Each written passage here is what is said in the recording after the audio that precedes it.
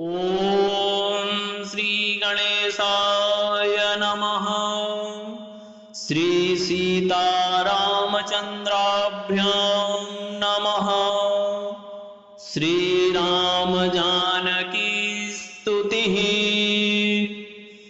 ध्येयं सदा परिभवघ्नमभीष्टदोहम् तीर्थास्पदं शिवविरिञ्चिनुतं शरण्यं भृत्यार्तिहं प्रणतपालभवाब्धिपोतं वन्दे महापुरुषते चरणारविन्दम् त्यक्त्वा सुदुस्त्यजसुरेप्सितराज्यलक्ष्मीं धर्मिष्ठार्यवचसा यदगादरण्यम् मायामृगं दयितयेप्सितमन्मधावत् वन्दे महापुरुषते चरणारविन्दम् वेदान्तवेद्यमतिगुह्यमनन्तमाद्यम् तापत्रयानलनिवारणमादिमूलम् वृन्दावनस्थलविहारविनोदलीलम् वन्दे महापुरुषते चरणारविन्दम् त्वमेव माता च पिता त्वमेव बन्धुश्च सखा त्वमेव विद्या द्रविणं त्वमेव सर्वं मम देवदेव। श्रीराघवं दशरथात्मजमप्रमेयम् सीतापतिं रघुकुलान्वयरत्नदीपम् आजानुबाहुमरविन्ददलायताक्षम् रामं निशाचरविनाशकरं नमामि। वन्दे विदेहतनया पदपुण्डरीकम् कैशोरसौरभसमाहृतयोगिचित्तम् हन्तुं त्रितापमनिशं मुनिहंससेव्यम् सन्मानशालि परिपीतपरागपुञ्जम् उल्लङ्घ्य सिन्धो सलिलं यः शोकवह्निजनकात्मजायाः आदाय तेनैव ददाह लङ्कां नमामि तं प्राञ्जलिराञ्जनेयम् मनोजवं मारुततुल्यवेगं जितेन्द्रियं बुद्धिमतां वरिष्ठम् वातात्मजं वानरयूथमुख्यं श्रीरामदूतं शरणं प्रपद्ये। यत्र यत्र रघुनाथकीर्तनं तत्र तत्र कृतमस्तकाञ्जलिं बाष्पवारि परिपूर्णलोचनं मारुतिं नमत राक्षसान्तकम् प्रथमोऽनन्तरूपश्च द्वितीयो लक्ष्मणस्तथा तृतीयो बलरामश्च कलौ रामानुजो मुनिः संसारतापसन्दग्ध शीलहेतुविवर्णितः रामदेशिकपादाम्भोज छाया विश्राममाश्रये। जय जय यतिराज फणिराज अवतारमणे प्रबलपाखण्डमानो विजयी भव। ध्येयं सदा परिभवघ्नमभीष्टदोहम् तीर्थास्पदम् शिवविरिञ्चिनुतं शरण्यम् भृत्यार्तिहं प्रणतपालभवाब्धिपोतं वन्दे महापुरुष ते चरणारविन्दम् त्यक्त्वा सुदुस्त्यज सुरेप्सितराज्यलक्ष्मीं धर्मिष्ठ आर्यवचसा यदगादरण्यम् मायामृगं दयितयेप्सितमन्मधावत् वन्दे महापुरुष ते चरणारविन्दम् वेदान्तवेद्यमतिगुह्यमनन्तमाद्यम् तापत्रयानलनिवारणमादिमूलम् वृन्दावनस्थलविहारविनोदलीलम् वन्दे महापुरुष ते चरणारविन्दम् त्वमेव माता च पिता त्वमेव बन्धुश्च सखा त्वमेव विद्या द्रविणं त्वमेव सर्वं मम देवदेव श्रीराघवं दशरथात्मजमप्रमेयम् सीतापतिं रघुकुलान्मयरत्नदीपम् आजानुबाहुमरविन्ददलायताक्षम् रामं निशाचरविनाशकरं नमामि वन्दे विदेहतनया पदपुण्डरीकम् कैशोरसौरभसमाहृतयोगिचित्तम् हन्तुं त्रितापमनिशं मुनिहंससेव्यम् सन्मानशालि परिपीतपरागपुञ्जम् उल्लङ्घ्य सिन्धो सलिलम् यः शोकवह्निजनकात्मजायाः आदाय तेनैव ददाह लङ्काम् नमामि तं प्राञ्जलिराञ्जनेयम् मनोजवं मारुततुल्यवेगम् जितेन्द्रियं बुद्धिमतां वरिष्ठम् वातात्मजं वानरयूथमुख्यम्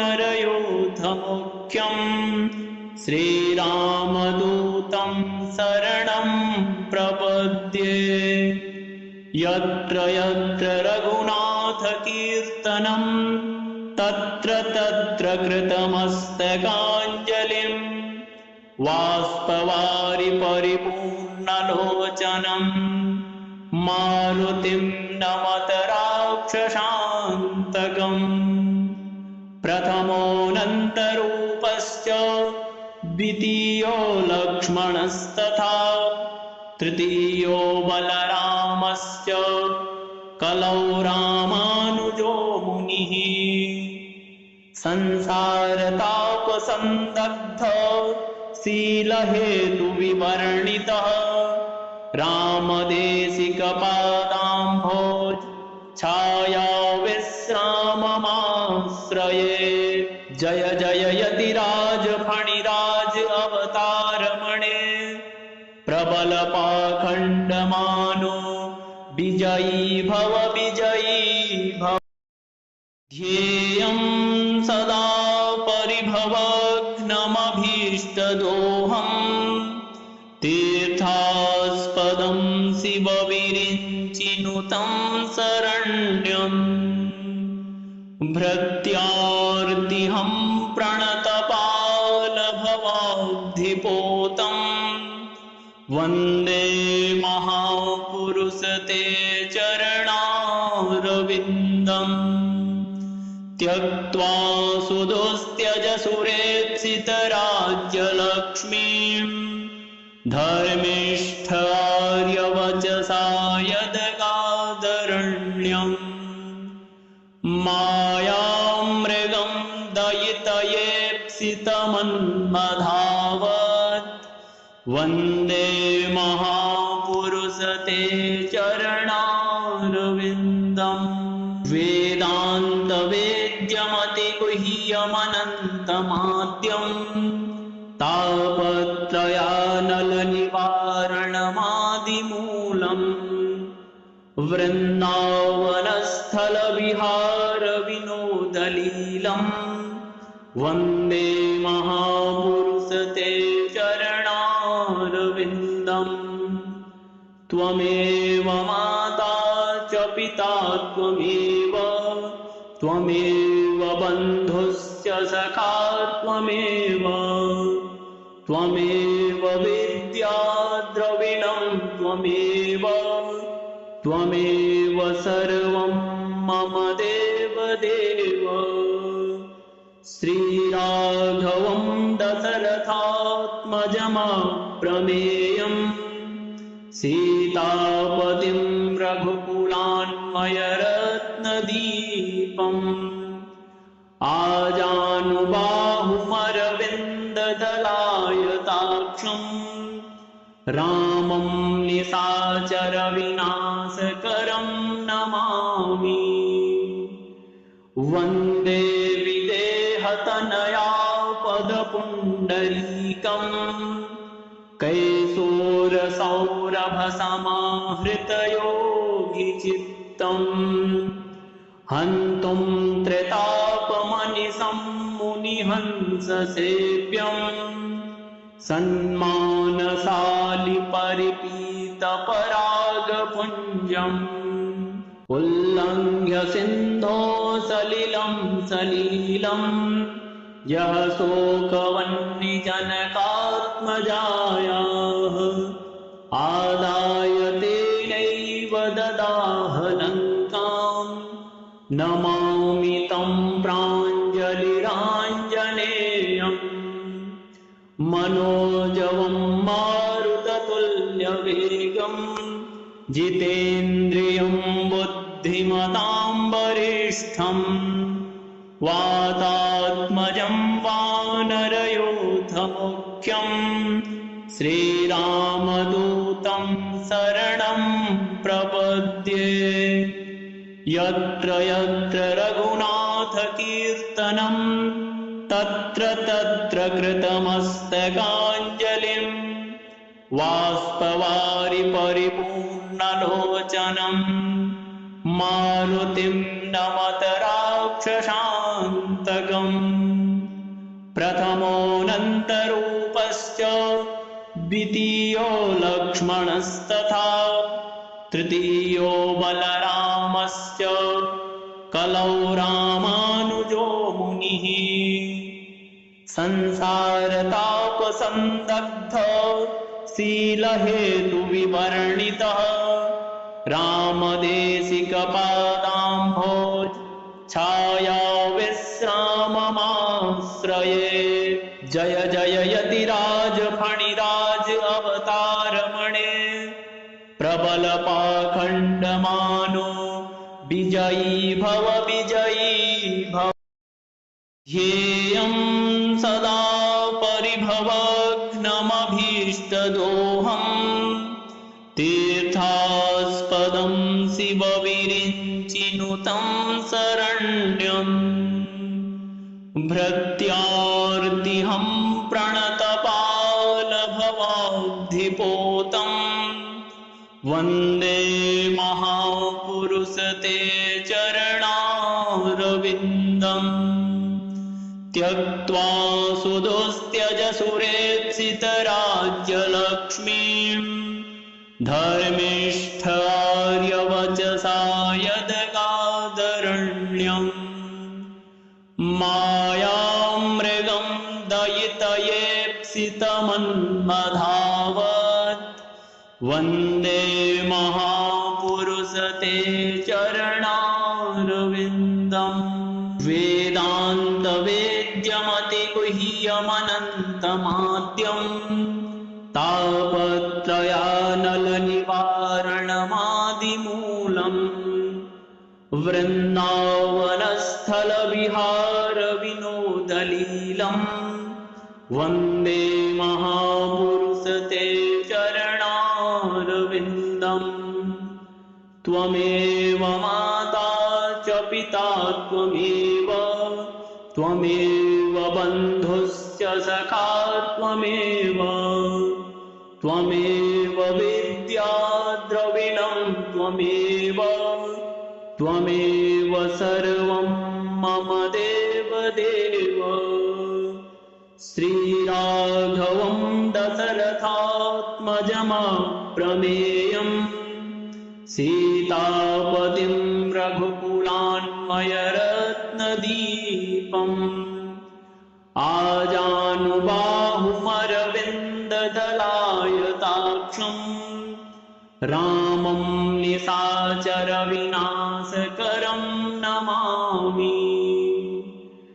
वन्दे विदेहतनया पदपुण्डरीकम् कैशोरसौरभसमाहृतयोगिचित्तम् हन्तुं त्रितापमनिशं मुनिहंससेव्यम् सन्मानशालि परिपीतपरागपुञ्जम् उल्लङ्घ्य सिन्धो सलिलं सलीलम् यः शोकवह्निजनकात्मजायाः आदाय तेनैव ददाह लङ्काम् नमामि तं प्राञ्जलिराञ्जनेयम्।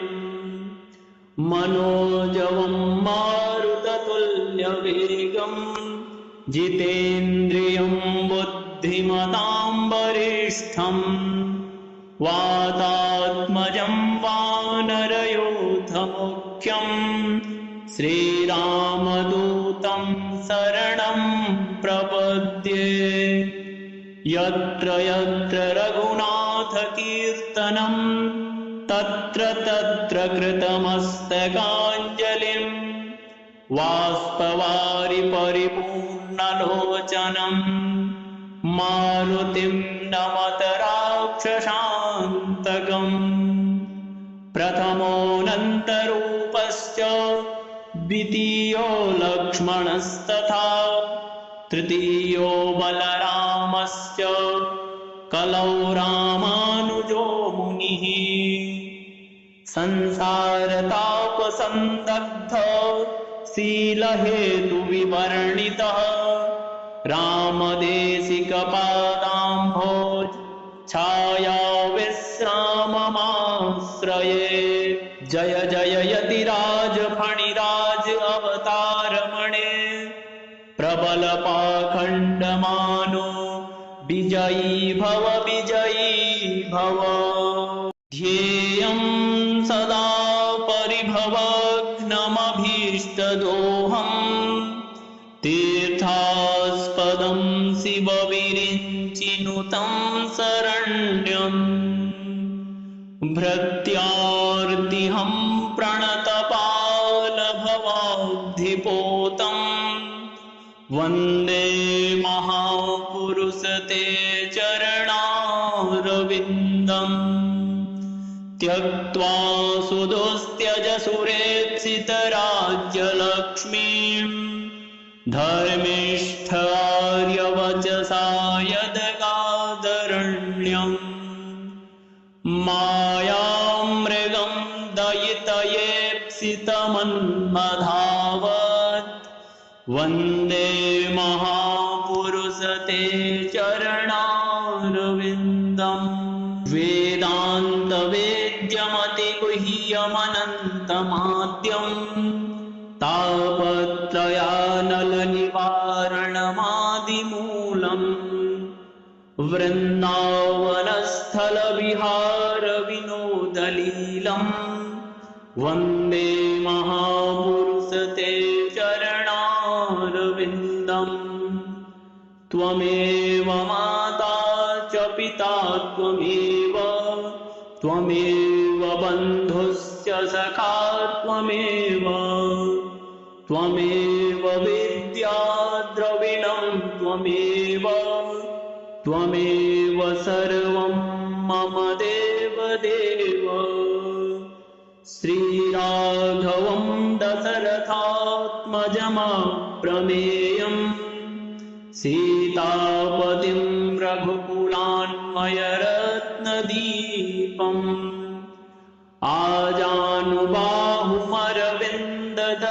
आजानुबाहुमरविन्ददलायताक्षम् रामं निशाचरविनाशकरं नमामि वन्दे विदेहतनया पदपुण्डरीकम् कैशोरसौरभसमाहृतयोगिचित्तम् हन्तुं त्रितापमनिशं मुनिहंससेव्यम् सन्मानशालि परिपीतपरागपुञ्जम् उल्लङ्घ्य सिन्धो सलिलं सलीलम् यः शोकवह्निजनकात्मजायाः आदाय तेनैव ददाह लङ्काम् नमामि तं प्राञ्जलिराञ्जनेयम् मनोजवं मारुततुल्यवेगम् जितेन्द्रियं बुद्धिमतां वरिष्ठम् वातात्मजं वानरयूथमुख्यम् श्रीरामदूतं शरणं प्रपद्ये यत्र यत्र रघुनाथकीर्तनं तत्र तत्र कृतमस्तकाञ्जलिं बाष्पवारि परिपूर्णलोचनं मारुतिं नमत राक्षसान्तकम् प्रथमोऽनन्तरूपश्च द्वितीयो लक्ष्मणस्तथा तृतीयो बलरामश्च कलौ रामानुजो मुनिः संसारतापसन्दग्ध शीलहेतुविवर्णितः रामदेशिकपादाम्भोज छाया विश्राममाश्रये जय जय यतिराज फणिराज अवतारमणे प्रबलपाखण्डमानो विजयी भव ध्येयं सदा परिभवघ्नमभीष्टदोहम् तीर्थास्पदं शिवविरिञ्चिनुतं शरण्यम् भृत्यार्तिहं प्रणतपालभवाब्धिपोतं वन्दे महापुरुषते चरणारविन्दम् त्यक्त्वा सुदुस्त्यज सुरेप्सितराज्यलक्ष्मीं धर्मिष्ठ आर्यवचसा यदगादरण्यम् मायामृगं दयितयेप्सितमन्मधावत् वन्दे महापुरुषते चरणारविन्दम् वेदान्तवेद्यमतिगुह्यमनन्तमाद्यम् तापत्रयानलनिवारणमादिमूलम् वृन्दावनस्थलविहारविनोदलीलम् वन्दे महापुरुषते चरणारविन्दम् त्वमेव माता च पिता त्वमेव बन्धुश्च सखा त्वमेव विद्या द्रविणं त्वमेव सर्वं मम देवदेव श्रीराघवं दशरथात्मजमप्रमेयम् सीतापतिं रघुकुलान्वयरत्नदीपम् आजानुबाहुमरविन्ददलायताक्षम् रामं निशाचरविनाशकरं नमामि। वन्दे विदेहतनया पदपुण्डरीकम् कैशोरसौरभसमाहृतयोगिचित्तम् हन्तुं त्रितापमनिशं मुनिहंससेव्यम्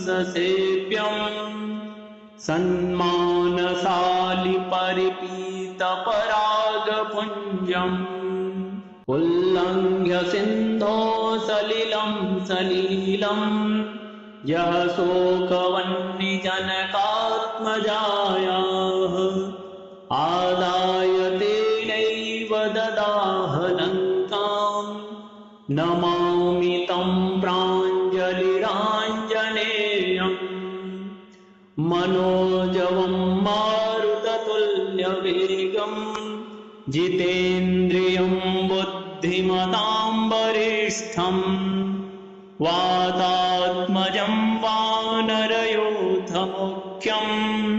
श्रीरामदूतं शरणं प्रपद्ये।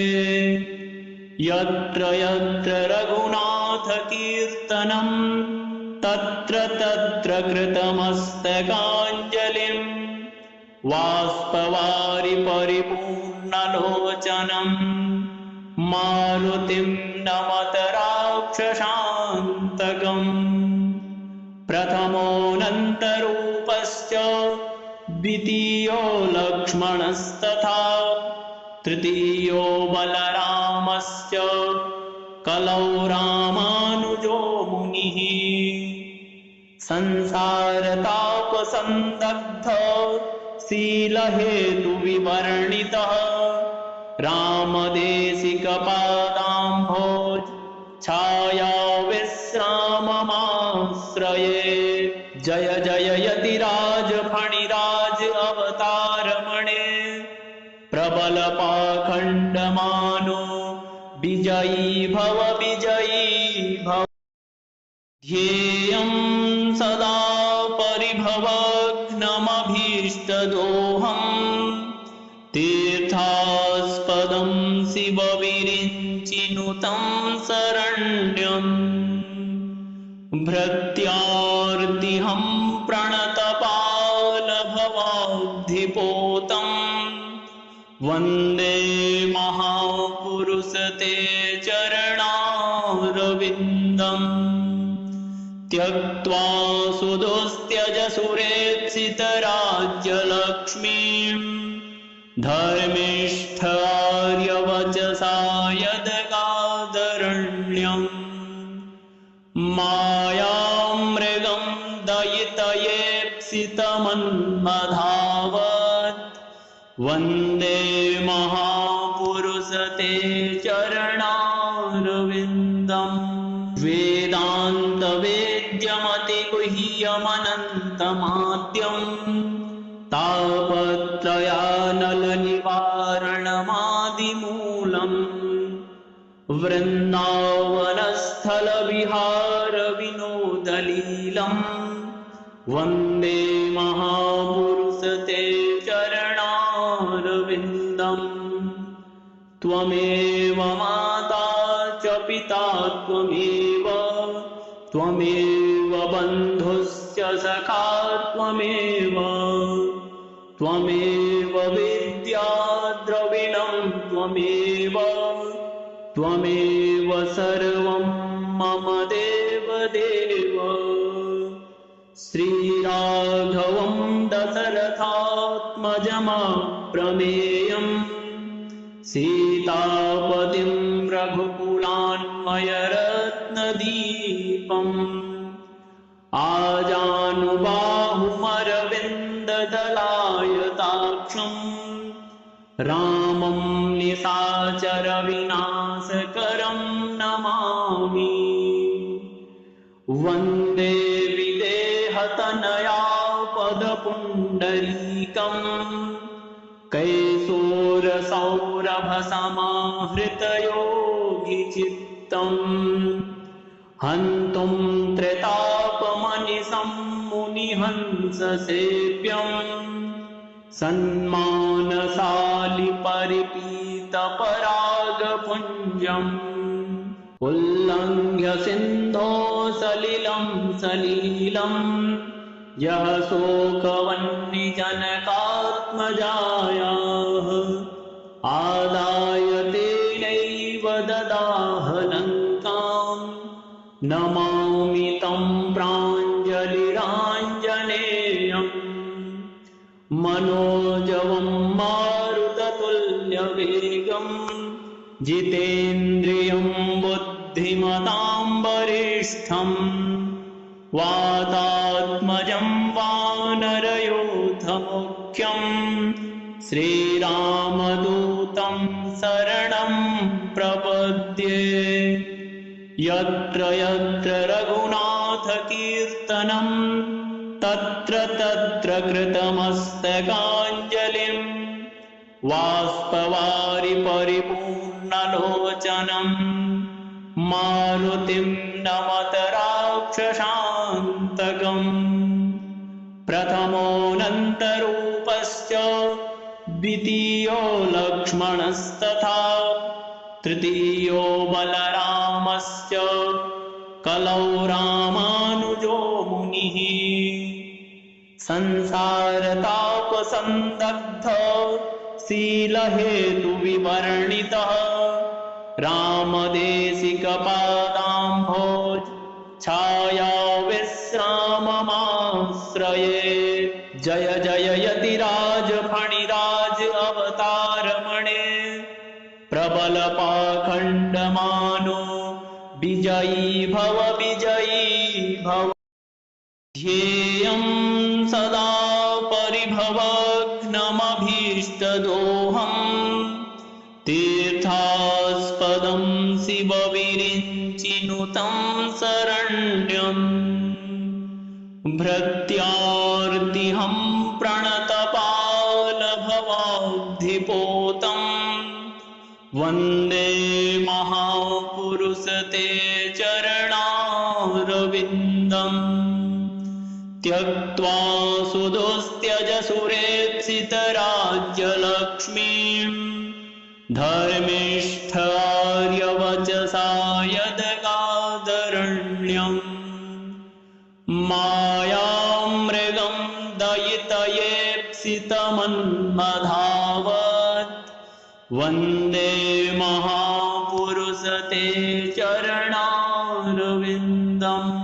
वेदान्तवेद्यमतिगुह्यमनन्तमाद्यम् तापत्रयानलनिवारणमादिमूलम् वृन्दावनस्थलविहारविनोदलीलम् वन्दे महापुरुष ते चरणारविन्दम्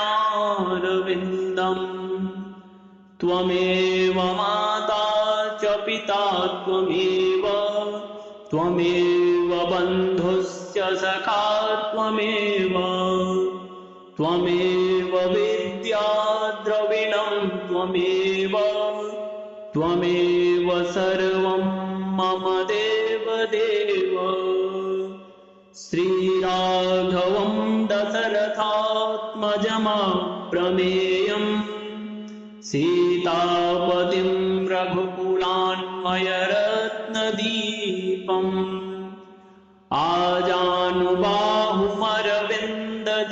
आजानुबाहुमरविन्ददलायताक्षम् रामं निशाचरविनाशकरं नमामि वन्दे विदेहतनया पदपुण्डरीकम् कैशोरसौरभसमाहृतयोगिचित्तम् हन्तुं त्रितापमनिशं मुनिहंससेव्यम् सन्मानशालि परिपीतपरागपुञ्जम् उल्लङ्घ्य सिन्धो सलिलं यः शोकवह्निजनकात्मजायाः आदाय तेनैव ददाह लङ्काम् नमामि तं प्राञ्जलिराञ्जनेयम् मनोजवं मारुततुल्यवेगं जितेन्द्रियं बुद्धिमतां वरिष्ठम् वातात्मजं वानरयूथमुख्यं श्रीरामदूतं शरणं प्रपद्ये। यत्र यत्र रघुनाथकीर्तनं तत्र तत्र कृतमस्तकाञ्जलिं बाष्पवारि परिपूर्णलोचनं मारुतिं नमत राक्षसान्तकम्।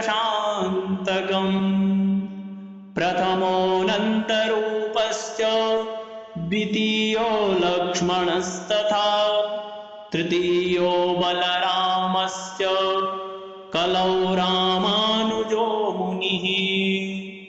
संसारतापसन्दग्ध शीलहेतुविवर्णितः रामदेशिकपादाम्भोज छायाविश्राममाश्रये। जय जय यतिराज फणिराज अवतारमणे प्रबलपाखण्डमानो विजयी भव विजयी भव।